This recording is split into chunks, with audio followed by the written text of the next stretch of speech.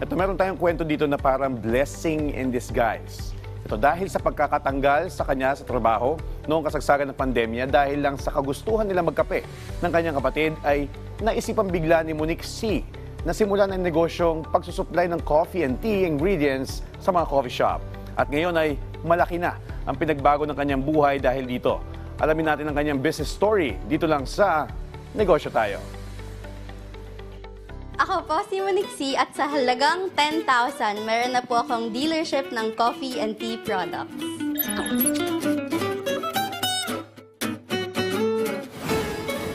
Nagsimula po ang aking negosyo noong 2020. Isa po ako sa mga employee na nawalan ng trabaho nung panahon na yon. So, nung time na yon, kailangan ko maghanap ng paraan kung paano ako mabubuhay nung time na yon. So, nagsimula po yon dahil kami po ng kapatid ko, naghahanap kami ng coffee. Wala po kaming mahanap na good coffee. Naisip ko po na paano kung gumawa na lang po kami ng sariling coffee namin sa bahay. Kung tayo, kailangan natin ng coffee, malamang maraming tao rin yung naghahanap ng good coffee sa bahay. Kaya doon ko po nakita yung opportunity na pwede akong tumulong sa mga kapwa ko na gusto ng coffee or gusto uminom ng masarap na coffee bilang pagbebenta ng mga products na magagamit nila para paggawa ng coffee nila sa bahay. Nag-start po kami sa Instagram, sa Facebook.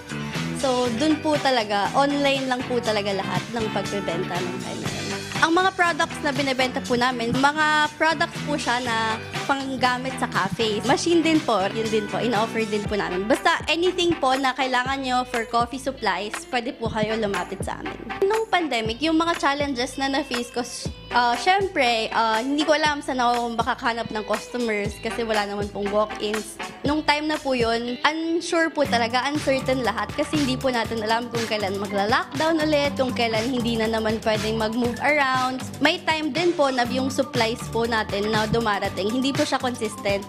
May time po na wala po yung mga bestseller, so kahit na wala kaming benta, kailangan ko pa rin bigyan ng sweldo yung mga tao. Sa awa po ng Diyos na kahit na may mga times na nawalan po kami ng supply, na nawalan ng mga benta, okay naman po kasi hanggang ngayon po, buhay pa rin naman po yung business. Yung sales namin noong 2020, actually, ang sinabi ko sa sarili ko, nako, kailangan ko makabenta ng 600 na items para mapunan yung sweldo ko nung nagtatrabaho ako. Pero si God talagang sobrang faithful siya. 2020 yun, ngayon 2024, times 10 na yung sales na nakukuha namin versus dun sa target namin na 600. Yung buhay ko nung empleyado pa ako, okay lang naman. 8 to 5 yung work ko, tapos fix yung income. Tapos yun na yun na pag gawin mo, okay ka na, tapos na yung buhay mo. Hanggang doon na lang yun. Ngayon may business.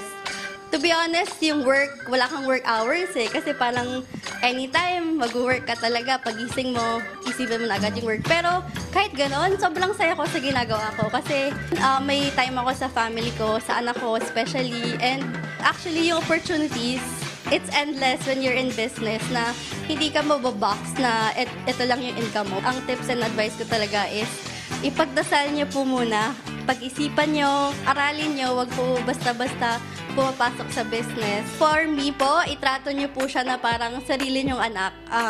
Talagang aalagaan niyo, talagang bibigyan niyo ng panahon para lang mapalago. Yung opportunity, alam ko po galing kay God. Yung mga customers na unang nagtiwala, alam kong si God yung nagbigay sa akin ng lahat.